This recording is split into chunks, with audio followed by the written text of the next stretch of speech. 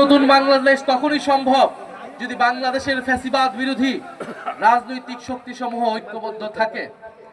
আমাদের নানা মত দ্বিমতের মধ্যেও আমরা এই যে ইফতার মাহফিল এবং বিভিন্ন অনুষ্ঠানে বিভিন্ন মত একত্র হতে পারছি, এটা বাংলাদেশের রাজনৈতিক সংস্কৃতির একটা বড় পরিবর্তন, যেটা বিগত সময়ে আমরা কখনোই দেখি নাই।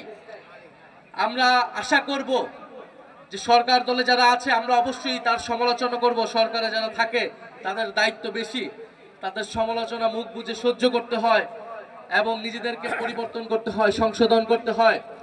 গণতন্ত্র কখনোই সম্ভব না যদি শক্তিশালী বিরোধী দল বিরোধী মত না থাকে। বিগত 16 বছরে বিরোধী মত বিরোধী দল বলে কোনো কিছু বাংলাদেশে ছিল না।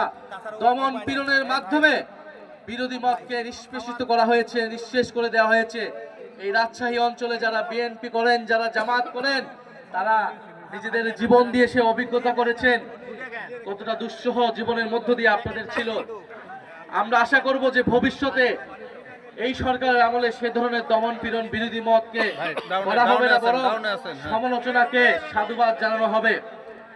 আমরা খুবই সংক্ষেপে দু একটি কথা বলতে চাই। শরীফ ওসমান হাদী হত্যার খুনের বিচার এই বাংলার মাটিতে হতেই হবে। আমরা যখন ইলেকশনে মানুষের কাছে গিয়েছি, সারা বাংলাদেশের মানুষ আমাদের কাছে এটাই বলেছে, ওসমান হাদী হত্যার বিচার যেন ভাইয়া এই মাটিতে হয়।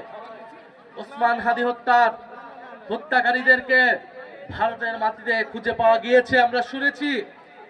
আমরা দাবি জানাবো অবিলম্বে বাংলাদেশের মাটিতে তাদেরকে এনে বিচার কার্যকর করা হয় এবং এই বিচার যাতে সত্যিকার অর্থে ন্যায় বিচার হয়। কারণ যারা শুধু গুলি করেছে তারাই হত্যাকারী নয়।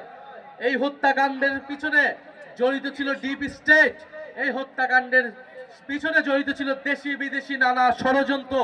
সেই ষড়যন্ত্রকে বাংলাদেশের মানুষের সামনে উন্মুক্ত করতে হবে এবং শুধু প্রত্যক্ষ নয় পরোক্ষভাবে যারা এই হত্যাকাণ্ডের সাথে জড়িত তাদেরকেও বিচারের আওতায় আনতে হবে। দ্বিতীয়ত, আমরা দেখেছি ফ্যামিলি কার্ড উদ্বোধন করা হয়েছে। আমরা ইলেকশনের আগেও বলেছিলাম ফ্যামিলি কার্ড তারা উদ্বোধন করেছে, তাদের ইস্তিহার অনুযায়ী তাদেরকে সাধুবাদ। কিন্তু আমরা পাশাপাশি এও বলেছিলাম যদি দুর্নীতি বন্ধ না হয়, যদি চাঁদাবাজি বন্ধ না হয়, যদি দখলদারিত্ব বন্ধ না হয়, যদি ঋণ খেলাপিদেরকে সংসদে এবং সরকারে ঠাঁই দেওয়া হয়, এ সকল ফ্যামিলি কার্ড কেবল হচ্ছে চোখ ধাঁধানো একটা কর্মসূচি, কেবল এটা বাংলাদেশের অর্থনীতির কোনো পরিবর্তন করতে পারবে না। ফলে আমরা আহ্বান জানাবো যে সকল ঋণ খেলাপি লুটেরা দুর্নীতিবাজদেরকে সরকারে সংসদে নিয়ে যাওয়া হয়েছে, নমিনেশন বিক্রি করা হয়েছে, সেই সকল ঋণ খেলাপিদের বিরুদ্ধে যাতে বাংলাদেশ সরকার, বাংলাদেশের সুপ্রিম কোর্ট, নির্বাচন কমিশন ব্যবস্থা নেয় এবং তারা যাতে অতি দ্রুত দেশের টাকা, ব্যাংকের টাকা ব্যাংকে ফিরিয়ে দেয়। প্রিয় রাজশাহীবাসী, 12ই মার্চের জন্য আমরা সবাই অপেক্ষা করছি। 12ই মার্চ নতুন জাতীয় সংসদের অধিবেশন। সেই অধিবেশনে শুনছি আমরা ফ্যাসিস্টের দোসর, ফ্যাসিস্টের লেজুর রেখে যাওয়া রাষ্ট্রপতি বক্তব্য দিবে, ভাষণ দিবে। আপনাদের সামনে স্পষ্টভাবে বলে যাচ্ছি, কোন ফ্যাসিস্টের দোসরের বক্তব্য শোনার জন্য 12ই মার্চ আমরা জাতীয় সংসদে যাচ্ছি না।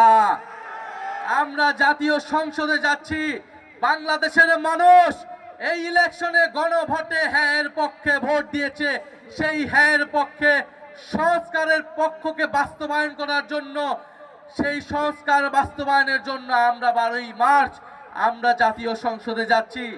জাতীয় সংসদে আমরা যাচ্ছি কবে উচ্চকক্ষ হবে, কবে সংবিধান সংস্কার পরিষদ হবে সেই হিসাব নেওয়ার জন্য, কবে সরকার দল শপথ গ্রহণ করবে সেটা শোনার জন্য, কোন ফ্যাসিবাদের দোসরদের বক্তব্য শোনার জন্য আমরা 12ই মার্চ সংসদে যাচ্ছি না। আপনারাও নজর রাখবেন।